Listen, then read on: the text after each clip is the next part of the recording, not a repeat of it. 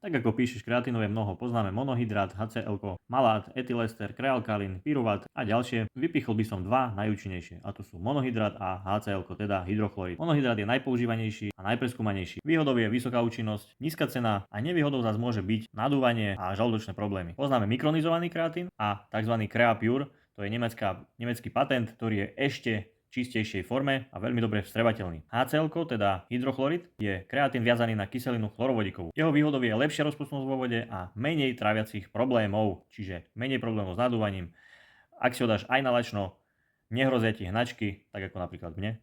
A fakt, že ti ho stačí dávkovať menej ako monohydrátu. Nevýhodou je zase trošku vyššia cena. Osobne mám odskúšané obidve formy, obidve sú skvelé, avšak pri monohydráte, ako som vravel, mám problémy s nadúvaním, dokonca ak som si ho dával veľakrát na lačno, nestíhal som, tak potom sa mi to vrátilo v podobe kvalitnej hnačky, čiže u mňa to pôsobí dosť laxatívne. Pri HCl som takéto problémy nemal a silové výkony som mal také isté ako pri monohydráte pri menšom dávkovaní.